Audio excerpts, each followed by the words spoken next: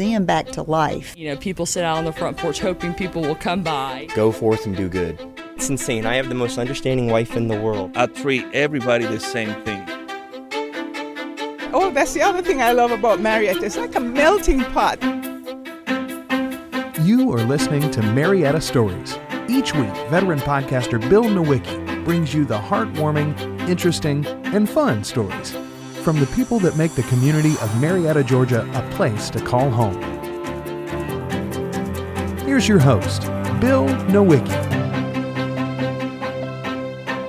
Amber Marquet Bird of Marquet Gallery. Yes. Here we are, Art Walk. This week's interview, I interviewed Katie Mallett. She does a Make+Do community. But before that, she struggled to try to figure out what she was good at. Did you know exactly what you were going to do the rest of your life when you were young? I didn't know what I was going to do, but I knew what I loved to do. And I just kept doing that until I grew up. Well, Katie did the same thing. She figured that out. It took a little while. She tried sports. She didn't do too well. She tried cheerleading. She tried a whole bunch of things. And now she brings people together through Make+Do, like artists and people that make things. And she has like a little party thing, and a bunch of people sign up. But it's easy because it's not like 12 weeks of class. That sounds amazing. It is. Where is she? Smyrna. Smyrna? Fantastic. Yeah. So she's moving around. She can have it different places, but she's going to eventually come up to Marietta, hopefully, and help us out here too. But it sounds similar to what you're trying to do here at Marquet Gallery. Well, I would love to meet her and invite her here to see the show, which we do every first Friday. But also at the gallery, we could work with her and partner together to bring creative different workshops. I didn't even think of that, but it just happened. So let's do it. Let's do it. All right, great. And thanks so much for all you've done for my show. Come on down to Marquet Gallery on, what's the name of the street again? We're at the corner of Winter Street and Anderson Street. Hey, this is Bill Nowicki. Welcome to Marietta Stories. I have Katie Mallett with me. She's a Marietta native. She's living in Smyrna. I'm actually in Smyrna, which I don't normally do, but I'm willing to do that just for her. And she was filled out a questionnaire, and I'm really excited to meet her today. Hey, Katie. Hey, Bill. Hey. All right, so let's talk about your upbringing. You grew up near Ackworth, went to Harrison High School, and you knew exactly what you were going to do the rest of your life, correct? False. Really? Oh my gosh. What was it? So what was your upbringing like? Because I suspect you were surrounded by people that probably knew what they wanted to be. And what was it like for you? Yeah, it definitely felt like everyone but me knew what they wanted to be when they grew up. And, you know, there were a few times where I would say, like, I want to be a teacher or this or that. But truthfully, there were times where I would actually just make something up because I didn't want to be left out. So everyone's like, I want to be, a pilot or a nurse or whatever. And I would just make something up just to seem like I fit in. I never really knew what I wanted to do when I grew up. But you had to have interest. So what did you do when you didn't have, someone wasn't asking you that question? What would you do in your free time? Well, I was terrible at sports. As much as my brother got all of the sports talent there, I tried out for the cheerleading squad twice and got rejected both times. Looking back now, it was funny. I kind of just did it because everyone else was doing it. All of my friends and the people I wanted to be friends with were cheerleaders. So, really where my strengths kind of came in was connecting with other people. I was always looking for the person that didn't quite fit in, and I would approach them and just try to include them, make them feel like they were welcome. That's kind of an odd, I guess, response to your question, but... No, that's a great response to my question, because that is a skill and it's needed in this world, but it doesn't fit neatly into college curricula or anything like that. It doesn't. And, my major ended up being communications, and... Well, that's pretty close.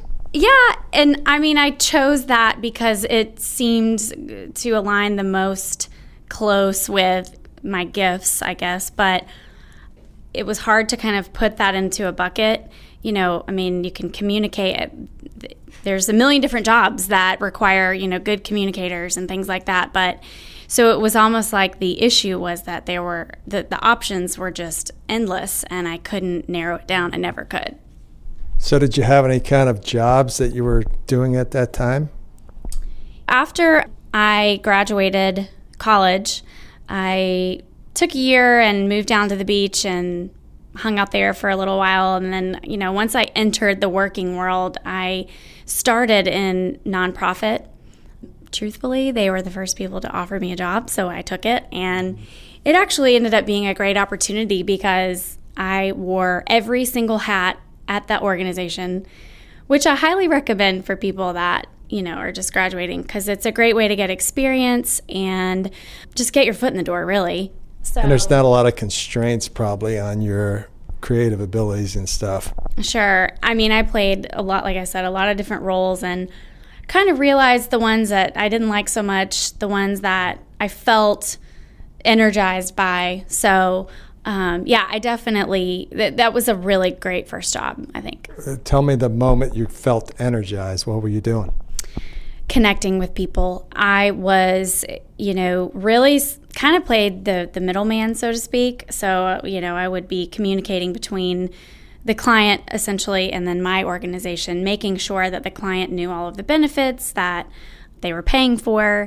And I really I thrived in an environment where I could communicate a clear message, maybe taking something that wasn't very clear, rearranging it so that it made a lot more sense, and then communicating it. How long did you work at the nonprofit?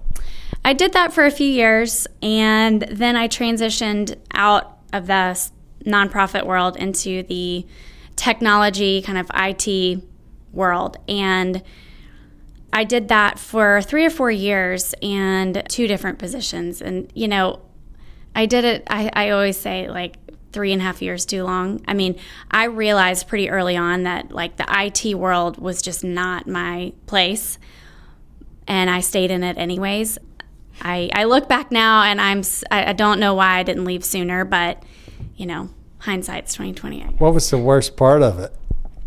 That I really had a hard time understanding the services that I was attempting to sell. I was great at communicating, but obviously if you don't really know what, the product is that you're trying to sell, you're not going to be successful. That was probably one of the worst jobs I've ever had. But I bet you learned a lot of skills, though, because whenever you're put in a situation where it's difficult, you have to find ways to deal with it.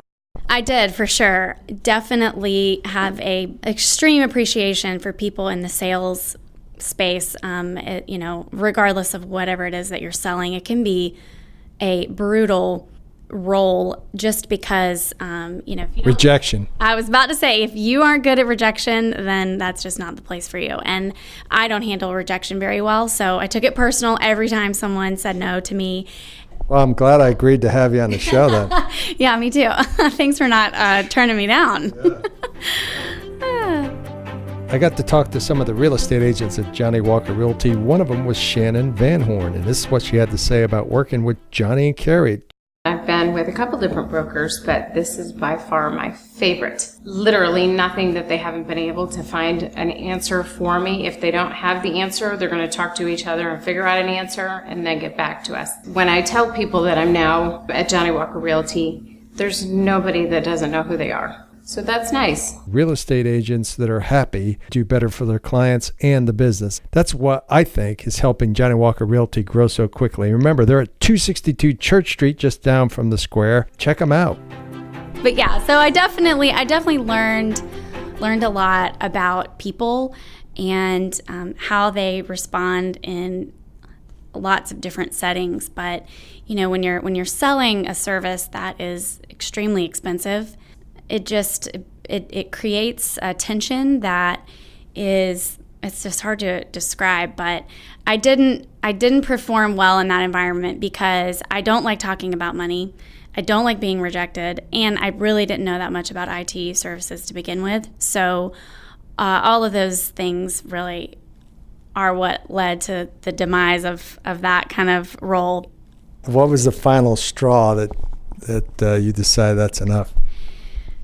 Well, it had been building and building for months, and it got to the point where I was just like, I can't do this anymore. I have to find something else. And so I did. I left and kind of entered back into the marketing nonprofit kind of scene and thought, okay, that was more my speed, and really felt like I could grow my skill set in that kind of environment. And, every time I started a new role or a new job, that this feeling, usually like the 3-month mark, would come creeping back in that I wasn't where I was supposed to be. And I thought, okay, well, if I find the right company or if I find the right boss, it will go away. And it never did. It followed me everywhere I went. And, it was just this constant struggle of, I don't feel fulfilled, and I don't feel like I'm doing something that's meaningful. I feel like anybody could come along and do whatever job that I'm doing right now. It just felt like I was out of place all the time. What are you up to now?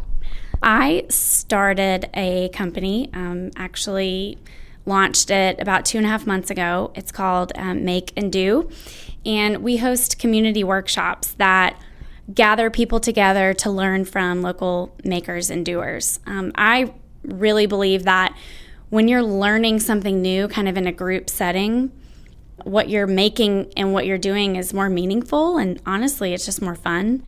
It's safer too, because everybody else is starting out. For sure. There's a lot of grace to screw up or not get it right the first time or whatever it might be, and community is really important to me. The idea of community and being able to meet new people that not only live around you, but that enjoy doing similar things as you.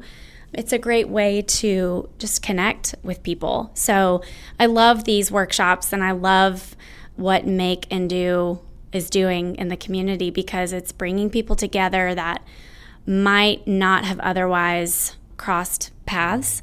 And honestly, I'm meeting a lot of my neighbors too, which is really cool. So yeah, that's what I'm up to now. Where'd the genesis of the idea come from? I think that this has really been building over several years now. Back in February, I was tired of being stuck in the house all winter. We had a few really nice days out, and I wanted to plant some flowers, but I don't know anything about keeping plants alive. So I went online to see if I could find just a class or a workshop that really taught the basics of planting, and there's weren't a lot of options. So my next thought was, okay, well, I'll just do my own. So within a couple hours, I had several friends who said they would be interested, and found a local person to teach the workshop. And that process really energized me, and it just made me feel alive. And I was like, okay, this is the kind of thing I need to sort of harness for whatever I do next. And I started wondering what other topics people would want to learn about in a workshop setting. And so that's really where it started. Well, that's a great idea, because to me, I want to be able to get exposed to a bunch of different things and try them out, but not have to sign up for a 4-week class or whatever. So you get to dabble. Sure. Yeah, absolutely. This is a great low-risk way to try something new, but also meet some new people while you're at it. And Make+Do offers all kinds of workshops. We had a cocktail making workshop a few days ago. There's a bread making 101 coming up on tomorrow night, actually. From the artistic to, workshops to the more practical or DIY, there's a little bit of something for everybody. So from my own experience, I didn't have to, but I built something out of wood, and I didn't know how to do it. Mm-hmm. So I went to Woodworkers Guild of North Georgia, I think it was called. But the coolest part of that was people in that room all cared about, it didn't make any difference what the presentation is about. They cared about the skills that went into building whatever it was they were talking about that night. And I got excited being around people that cared about what they were doing. It sounds like you get that same feeling. For sure. It's super inspiring to essentially get a group of strangers together to learn from somebody who is passionate about whatever thing they're teaching. People come with, some have high expectations and some have none at all. And by the end of it, it's kind of contagious and inspiring to see people get kind of fired up when they realize, like, this wasn't as hard as I thought it was going to be, or look what I made, or look at this thing that I did myself, and there's just something, to your point, really powerful about sharing the experience with other people. I totally agree. And for me, podcasting was something like that too. And especially when you get to be my age and you're middle-aged, a lot of people don't want to look dumb, or they don't want to look like they're challenged and they can't figure something out. But to me, that's what keeps you young and vibrant and all that stuff. So I try and create a space that is not intimidating and that is super low-key, low-risk. I'm really focusing right now on kind of beginner level type workshops. So when I'm finding these folks who are leading the workshop, I always go back to, like, let's keep it as basic as we can, because I want to include as many people as possible. So that's cool. And something else you had written in your questionnaire was about the process. So when you see somebody doing art or making leather goods, you see them at a high level of functionality, but they're always starting out somewhere. The process of how I got here was a long, sometimes painful process. And I left my job in October of 2016 with no backup plan. I was determined to, like, figure out this thing, like this feeling that kept coming back of I'm not where I'm supposed to be.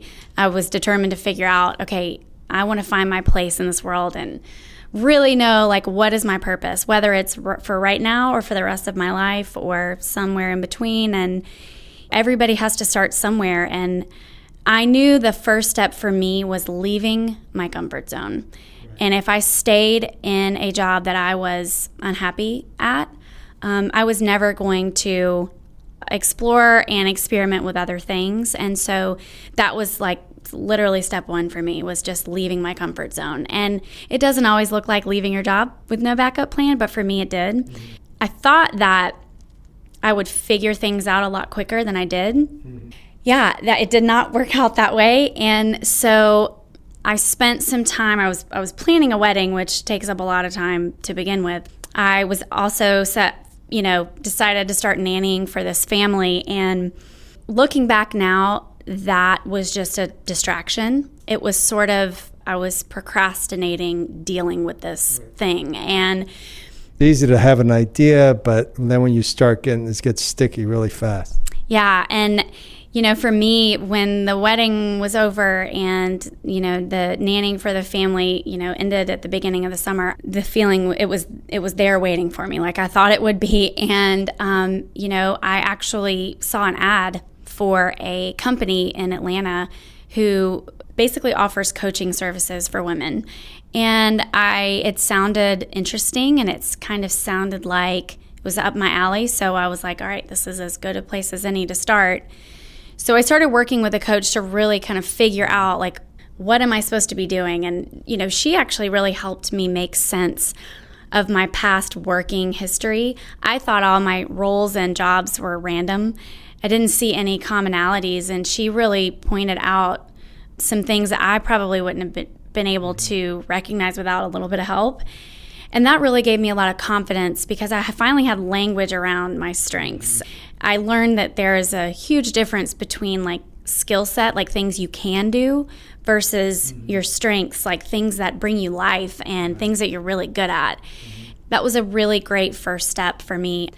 I still didn't know what I wanted to kind of be when I, grew up, but it was a huge catalyst for me in moving forward. Accountability part of that? Working with my coach, she couldn't come back every week and say, I'm still sitting on the couch. Well, and there were definitely days where I couldn't get off the couch, where I was just like, I have no idea what I'm doing.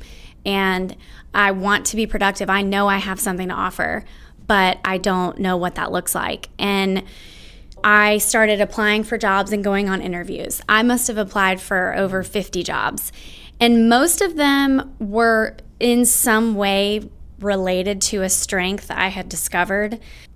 I never got, like, the feeling that you get when you're like yes, like that is it. Like that is what I want to do. What are you telling your friends? Your friends are coming up to you, right? I think that would help keep me on the couch. Is like, I don't even want to see my friends because I would say, what are you up to?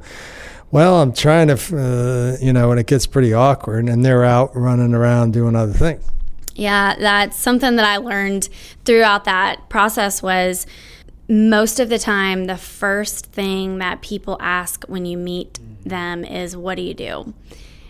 I had no response. And that, What's your response now?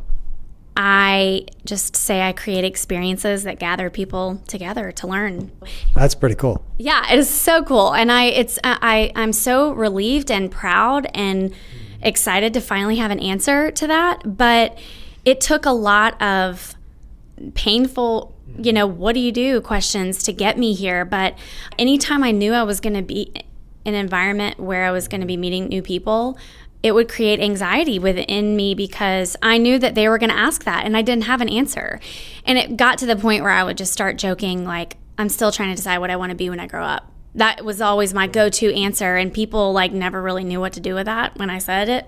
I try really hard now when I meet new people to not ask that. There are so many other ways to get to know someone other than what do you do? Seems like a softball question, but it's really not. It's a little bit of judgy. For sure. But you know what I say?